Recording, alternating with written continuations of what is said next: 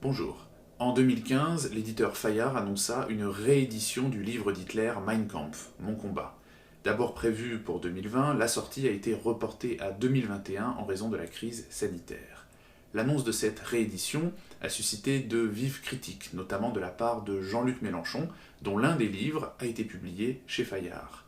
D'après le leader de la France insoumise, la réédition du livre d'Hitler favoriserait la diffusion des thèses de l'extrême droite. Jean-Luc Mélenchon a même écrit un courrier à Fayard pour demander l'abandon du projet.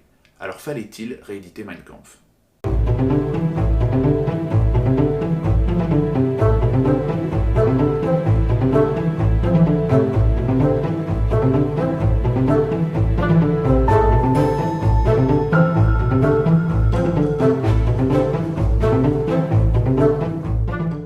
En 1924, Hitler est incarcéré à la prison de Landsberg en Bavière après sa tentative de putsch à Munich. C'est pendant sa détention qu'il dicte Mein Kampf à son ami Rudolf Hess. Dans ce livre, Hitler développe sa doctrine raciste et expansionniste. Le premier volume de Mein Kampf sort en 1925 et le second volume en 1926. Durant les années qui suivent sa parution, Mein Kampf ne connaît pas un grand succès. Il est assez peu lu en Allemagne et n'intéresse guère que les militants d'extrême droite. En revanche, après l'arrivée au pouvoir d'Hitler en 1933, les ventes explosent. Sous le régime nazi, Mein Kampf est édité à 12 millions d'exemplaires. Il est même offert par l'État à tous les jeunes mariés. En 1945, les droits d'auteur sont transférés aux Landes de Bavière. Mais en 2016, Mein Kampf tombe dans le domaine public, ce qui permet de le rééditer. L'édition proposée par Fayard est une édition critique. Elle est commentée par des spécialistes du nazisme qui apportent un éclairage scientifique sur le texte d'Hitler. Cette réédition est le fruit de 10 années de travail. Mein Kampf a été entièrement retraduit, le texte est accompagné d'une longue introduction, il est aussi accompagné d'un appareil critique, c'est-à-dire d'un ensemble de notes explicatives très détaillées. Ces notes fournissent de nombreuses informations sur le contenu de Mein Kampf, mais également sur les conditions dans lesquelles ce livre a été rédigé. L'appareil critique a été réalisé par un comité d'historiens français et étrangers spécialistes du nazisme, sous la direction du français Florent Braillard et de l'allemand Andreas Wirsching.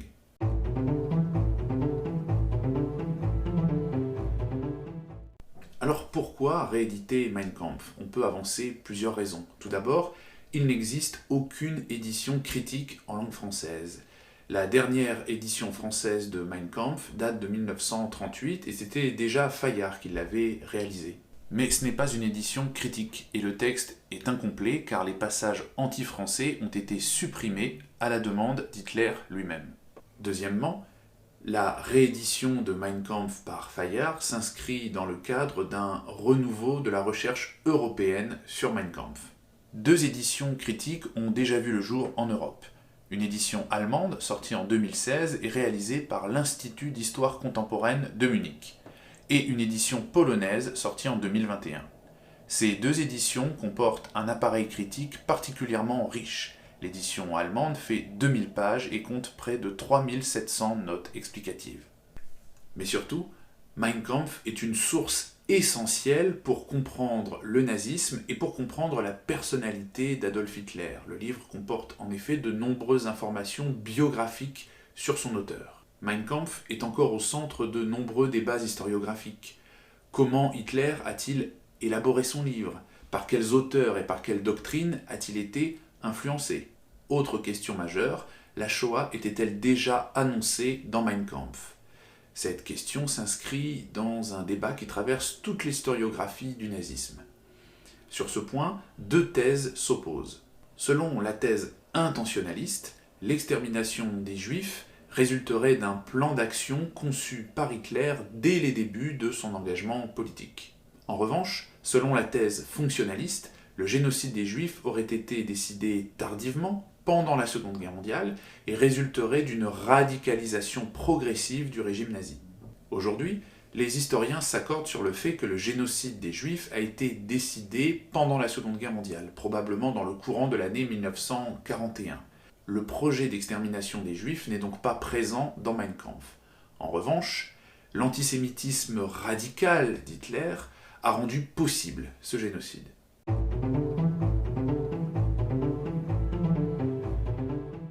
L'idéologie développée dans Mein Kampf est une idéologie raciste et antisémite. Il n'est donc pas anodin de republier un tel texte.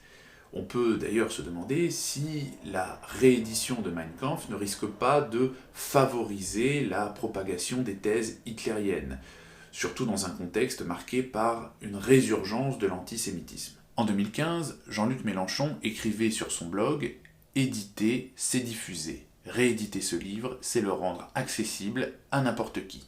Il faut toutefois relativiser cet argument, car Mein Kampf est déjà très facile à se procurer sur Internet. Il existe de vieilles éditions que l'on peut encore acheter en ligne, comme celle des Nouvelles Éditions Latines, une petite maison d'édition proche de l'extrême droite. Cette édition date de 1934 et la traduction est d'assez mauvaise qualité. On trouve aussi sur Internet de nombreuses versions pirates de Mein Kampf que l'on peut télécharger gratuitement. Mais là encore, ces versions ne sont pas de bonne qualité, car le texte est souvent incomplet et mal traduit. Par ailleurs, des traductions arabes de Mein Kampf sont imprimées dans les pays musulmans. On les trouve en bonne place dans les librairies du Caire et de Damas. Et bien évidemment, ces éditions ne comportent aucun appareil critique.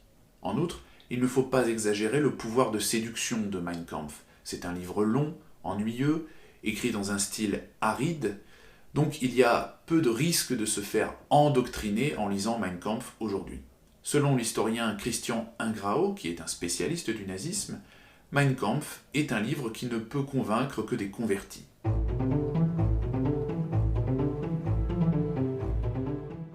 Aucun historien ne rejette le principe d'une édition scientifique de Mein Kampf. En revanche, certains historiens ont émis quelques réserves. Annette Wiewiórka, spécialiste de la Shoah, regrette que Mein Kampf soit republié par un éditeur commercial plutôt que par un éditeur scientifique. L'historien Johann Chapoutot, spécialiste du nazisme, a refusé de participer au projet de réédition de Fayard. Il se dit favorable à une version numérique et gratuite plutôt qu'à une réédition payante en format papier. Selon Johann Chapoutot, la réédition de Mein Kampf risque aussi d'encourager l'hitlérocentrisme, une vision du nazisme centrée sur la seule personne d'Hitler. Or, cette vision hitlérocentrée est aujourd'hui largement remise en cause par les historiens. On sait que dans l'entourage d'Hitler, de nombreuses personnalités ont produit des idées et des textes qui ont façonné la doctrine nazie. Johann Chapoutot estime d'ailleurs que Mein Kampf a eu un rôle tout à fait mineur dans l'émergence du nazisme. A l'inverse, plusieurs historiens accueillent très favorablement la réédition de Fayard. Christian Ingrao, membre du comité scientifique de la nouvelle édition de Fayard, pense que cette réédition va permettre de désacraliser Mein Kampf. Selon cet historien, la réédition de Fayard va aider le public à porter un regard plus technique et plus critique sur Mein Kampf. De même, l'historien Jean-Yves Mollier, spécialiste de l'histoire des livres, estime que rééditer Mein Kampf est un bon moyen de diffuser des savoirs universitaires sur le nazisme. Selon lui, Mein Kampf ne doit pas rester le monopole de petits éditeurs d'extrême droite.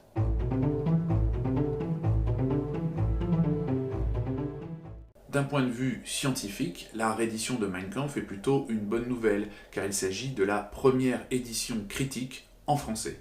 Il est souhaitable que le public français puisse accéder à une édition scientifique de Mein Kampf, commentée par des spécialistes. Il faut éviter de tomber dans le piège de la cancel culture, qui consiste à vouloir censurer toutes les publications susceptibles de heurter la morale. Mein Kampf doit être abordé comme une source, c'est-à-dire comme un document historique. Et une source doit toujours être recontextualisée et critiquée. À bientôt dans le rétro.